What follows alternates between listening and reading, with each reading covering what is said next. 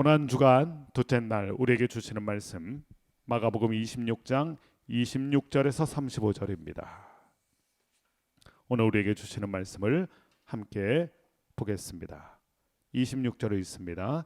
그들이 먹을 때에 예수께서 떡을 가지사 축복하시고 떼어 제자들에게 주시며 이르시되 받아서 먹으라 이것은 내 몸이니라 하시고 또 잔을 가지사 감사기도 하시고 그들에게 주시며 이르시되 너희가 다 이것을 마시라 이것은 죄 사함을 얻게 하려고 많은 사람을 위하여 흘리는 바 나의 피 곧 언약의 피니라.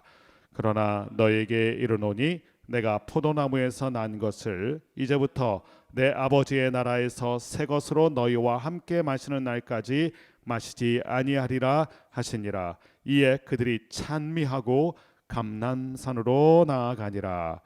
그때 예수께서 제자들에게 이르시되 오늘 밤에 너희가 다 나를 버리리라. 기록된 바 내가 목자를 치리니 양의 떼가 흩어지리라 하였느니라.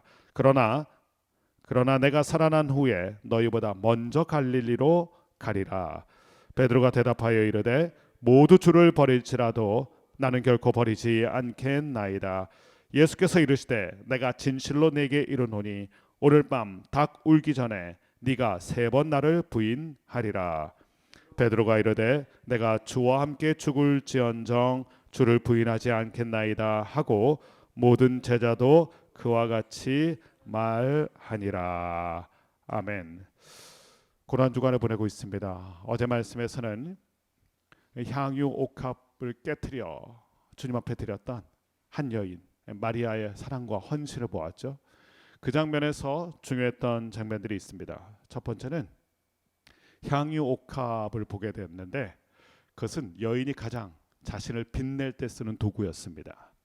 그런데 마리아는 자신을 빛내는 인생이 아니라 예수님을 빛내기 위해서 자신에게 가장 소중하고 귀중했던 그 향유 옥합을 깨뜨려 부어 드렸습니다. 이 모습이 제자들과 비교가 되었죠.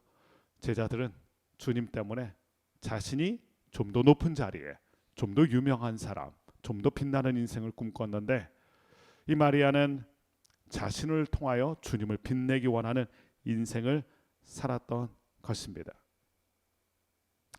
우리는 나를 빛내는 인생을 살아가는가, 주의 영광을 위해서 살아가는가 다시 한번 생각해 보게 됩니다. 한편 그 장면을 바라본 제자들이 나무라기 시작합니다. 왜 이것을 낭비하였느냐? 제자들의 눈에는 이게 쓸모없는 낭비처럼 보였습니다. 그런데 예수님의 해석은 달랐죠. 예수님은 이것을 낭비라고 말씀하시지 않고 내 장례를 준비한 것이다. 낭비가 아니라 준비한 것이다. 성경 말씀에 그래서 어제 말씀 보면 주님은 아신다라는 표현이 등장합니다. 우리가 주를 위해서 수고할 때가 있고 헌신해 갈 때가 있습니다. 근데 사람들은 몰라주죠. 알아줄 것 같은 사람도 알아주지 못합니다. 제자들도 알아주지 못했습니다. 그러나 그 마음은 주님이 아세요. 저와 여러분의 주님을 향한 그 마음을 주님은 아십니다. 그러므로 사람에게 인정받으려고 할 게 아니라 주님께 인정받고 주님이 알아주시면 되는 것입니다. 주님이 아신다는 말씀에 이 마리아가 그 마음이 평안을 되찾았을 것입니다. 주님은 아신다. 낭비가 아니라 준비했던 것이다. 그래서 주님께서 당부하시죠. 이 여인을 기억하라. 복음이 전파되는 곳은 이 여인을 기억하라. 왜냐하면 복음에 가장 합당한 삶을 살았던 여인이기 때문에 그렇습니다.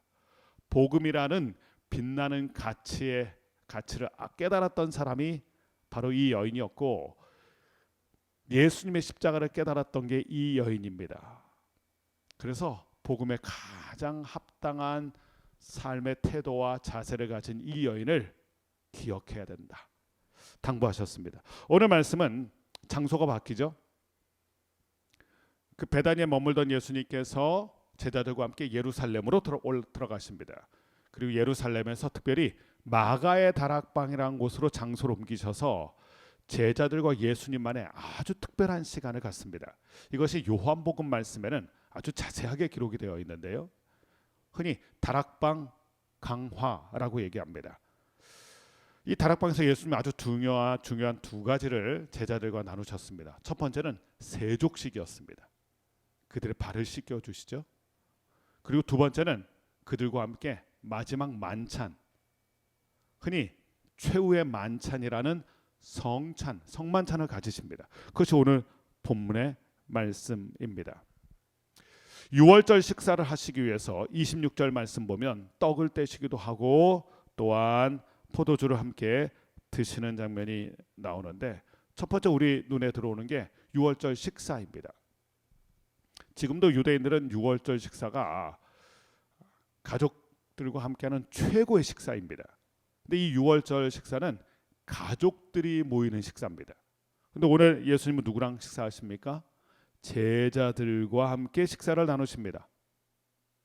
즉 제자들을 가족 공동체로 여기시는 것입니다. 영적인 가족 공동체. 저희들도 성찬을 나누죠. 예수님의 살과 피. 그것을 통해 우리는 무엇을 누립니까? 영적인 유대감을 느낍니다. 예수님의 피로 하나 된 사람들, 예수님의 몸에 참여한 사람들, 우리가 천국 백성이구나. 다 같은 영적인 가족 공동체구나. 흔히 물보다 진한 게 피라고 하죠. 근데 피보다 진한 게 바로 이것입니다. 주님의 살과 피를 함께 나누는 영적인 가족. 예수님은 제자를 영적인 가족으로 초청하신 것입니다. 두 번째는 오늘 무엇을 먹고 마시는지 잘 보십시오. 떡과 포도주. 유월절 식사에서 가장 중요한 게 뭘까요? 유대인들에게 유월절에서 가장 중요한 식사 아이템은 유월절 어린 양입니다. 왜냐하면 출애굽 당시에 그들이 어린 양의 피를 바르고 그 피를 본 죽음의 천사가 넘어갔고, 그래서 유월절 어린 양이 그들에겐 생명과도 같습니다. 그것을 기념하면서 그 위대한 구원의 이야기를 함께 나누면서 다시 리마인드하는 게 유월절 식사입니다. 하나님이 우리를 구원하신 날. 그러면서 이 어린 양을 먹어야 되거든요. 근데 오늘 말씀 보니까 떡도 먹고 잔도 들었는데 그 중요한 어린 양 고기가 없습니다. 이 어린 양 고기가 어디 있는 것입니까? 바로 예수님께서 내 몸이다 내 피다 말씀하신 예수님이 바로 하나님의 어린 양입니다. 세례 요한의 증거가 기억나죠? 예수님이 나타나셨을 때, 처음 등장하셨을 때 세례 요한이 보라 세상 죄를 지고 가는 하나님의 어린 양이로다. 우리가 예수님의 살과 피를 왜 먹습니까? 출애굽 당시 양을 잡고 피를 바르고 그때 하나님께서 죽음의 천사를 넘어가게 하신 것처럼 유월절 어린 양이신 예수님을 우리가 먹고 마실 때, 그분의 피를 의지할 때 출애굽의 사건, 영적 출애굽의 사건을 우리가 경험할 수 있기 때문입니다. 그래서 그 가장 중요한 하나님의 어린 양, 유월절의 어린 양 되신 예수님의 모습을 우리가 이 유월절 식사에서 만나보게 됩니다. 좀 더 자세하게 말씀을 보면 26절 말씀 보면 그들이 먹을 때 예수님께서 떡을 가지사 축복하시고 떼어 주셨다. 한 덩어리가 있던 떡을 떼어서 제자들에게 하나씩 나눠 주신 거예요. 그러면서 말씀하십니다. 이것은 내 몸이다. 주님께서 몸을 희생하셔서 몸을 찢어서 우리에게 주신 게 성찬입니다. 십자가에서 갈기갈기 찢기신, 채찍질에 갈기갈기 찢기신 예수님의 몸, 그 몸을 상징하는 게 이 떡이죠. 사랑이란 무엇일까요? 결국 자기 희생입니다.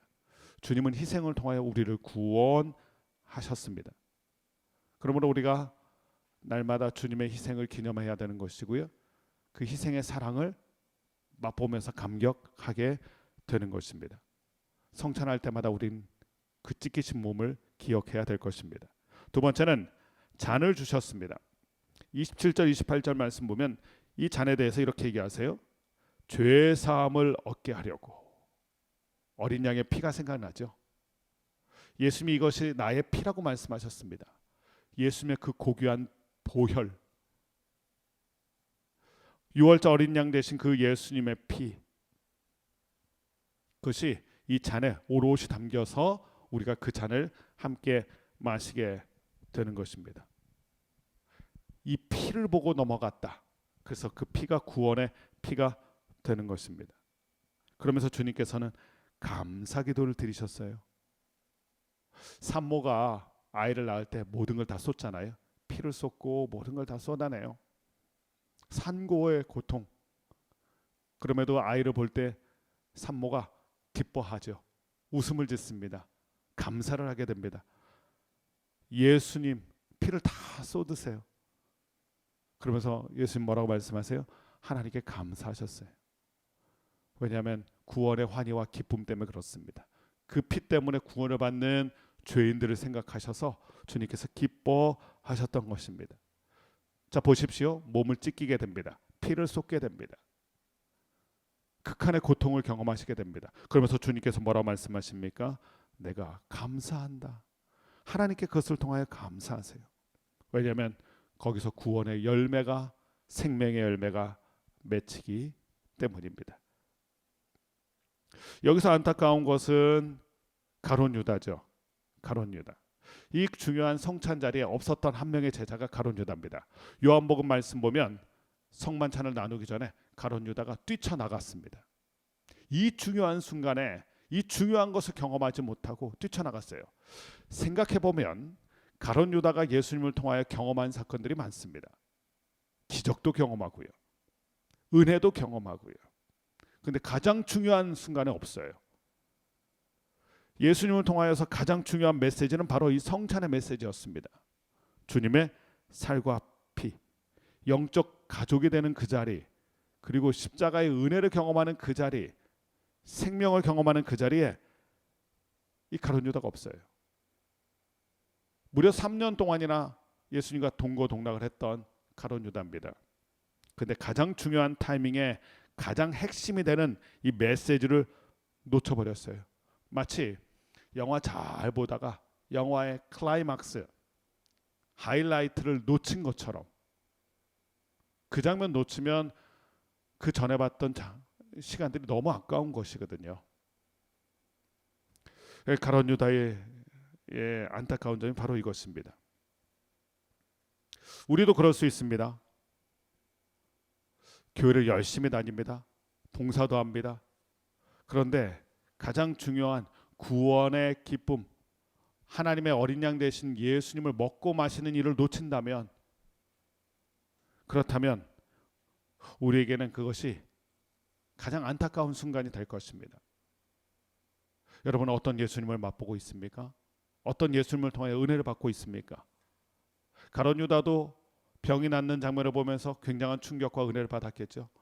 그러나 우리가 받아야 될 최고의 은혜는 바로 이 성찬의 은혜입니다. 주님의 살과 피를 먹는 것, 십자가에 달려 돌아가시면서 우리를 생명을 낳게 하시는 이것 경험하지 못하면 제 아무리 많은 시간을 주님과 보냈어도 그 시간들은 이것을 놓친다면 의미가 없게 되는 것입니다. 그래서 우리가 가룟 유다가 그토록 안타까운 것입니다. 이 일 후에 이렇게 성찬을 나누신 후에 오늘 30절 말씀 보면 이에 그들이 찬미하고 감람산으로 가니라. 이 감람산, 겟세마네 동산이죠. 내일 말씀에 함께 좀 나누게 될 텐데, 이 겟세마네 동산으로 가신 예수님께서 이렇게 제자들에게 얘기하셨습니다. 너희가 다 나를 버리리라. 너희가 다 이제 흩어지게 될 것이다. 나만 남겨놓고 너희는 다 도망치게 될 것이다.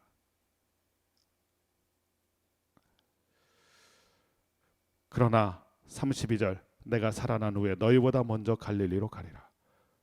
31절과 32절 가만히 보십시오. 너희는 나를 버릴 거다. 그러나 나는 너를 버리지 않는다. 너희들은 실망스러운 모습을 보일 것이다. 그러나 나는 너희들에 대한 기대와 소망을 끝까지 붙들 것이다. 예수님의 말씀처럼 제자들은 예수님을 실망시켰습니다. 아주 실망스러운 모습을 우리에게 보여줬습니다. 결코 버리지 않겠습니다. 죽을지언정 나는 떠나지 않습니다. 그러나 그들의 말이 무색하게 그들은 검과 몽치와 칼을 들고 횃불을 들고 나타난 로마 군병들과 대제사장들의 앞잡이들 앞에서 모래알처럼 흩어지게 됩니다. 그리고 주님을 다 모른다고까지 얘기합니다. 근데 주님은 어떻게 하십니까? 너희보다 먼저 갈릴리로 가리라. 갈릴리가 어떤 자리입니까? 주님과의 감격적인 첫 만남이 있었던 자리입니다. 거기에 가서 그 첫 감격과 첫 사랑을 다시 회복시켜 주신다. 찬송가 가사가 생각나지 않습니까? 우리는 주님을 늘 배반하나 주 예수 여전히 우리를 사랑하고 부르신다. 여러분, 주님이 우리를 떠나는 법이 없습니다. 우리가 주님을 떠난 것입니다. 그리고 그 떠난 우리를 다시 불러서 붙들어 주시는 것도 주님이세요.